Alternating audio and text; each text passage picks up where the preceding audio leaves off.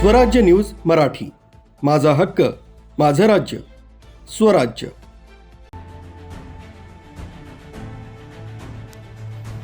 नाशिक पोलिसांच्या top wanted यादीतील लोंढे टोळीचा म्होरक्या भूषण लोंढे आणि त्याचा साथीदार प्रिन्स सिंग यांना अखेर नेपाळ सीमेवरून अटक करण्यात आली।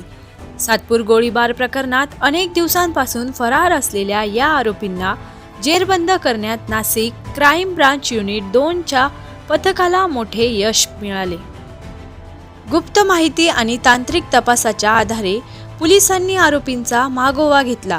त्यानंतर क्राईम ब्रांचच्या पथकाने राजस्थानातून नेपाळ सीमेपर्यंत मोठी शोध मोहीम राबवली आणि सतत ठिकाणे बदलणाऱ्या या दोन्ही आरोपींना नेपाळ सीमेलगतच्या परिसरातून ताब्यात घेतले।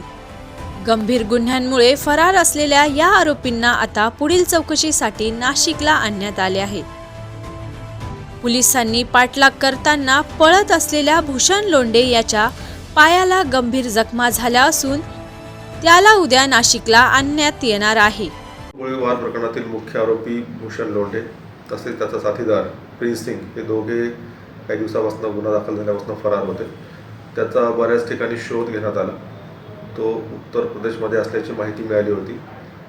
या माहितीवरून तेथे क्राईम ब्रँच युनिट 2 येथील पथक डॉक्टर हिरे पोलीस सहाय्यक पोलीस निरीक्षक पोलीस उपनिरीक्षक हे गेले होते। यांनी जाऊन तिकडे शोध घेतला असता आरोपी भूषण लोंढे तसेच प्रिन्स सिंग हे दोघे आरोपी नेपाळ बॉर्डरजवळ मिळून आलेले आहेत आणि त्या दोन्ही आरोपींना पोलीस पथकाने ताब्यात घेतलेला आहे। सध्या हे आरोपी ट्रान्झिट रिमांडमध्ये असून उद्या रात्री उशिरापर्यंत नाशिक शहरामध्ये पोहोचतील। सर, गेल्या अनेक दिवसांपासून भूषण लोंढेचा ही कारवाई पोलीस आयुक्त संदीप कर्णिक यांच्या मार्गदर्शनाखाली क्राईम ब्रांच युनिट 2चे सहाय्यक पोलीस निरीक्षक हेमंत तोडकर आणि त्यांच्या सहकाऱ्यांनी केली। नाशिक जिल्हा कायद्याचा वाले किल्ला, नाशिक जिल्हा कायद्याचा वाले किल्ला, नाशिक जिल्हा कायद्याचा वाले किल्ला, नाशिक जिल्हा कायद्याचा वाले किल्ला, नाशिक जिल्हा कायद्याचा वाले किल्ला।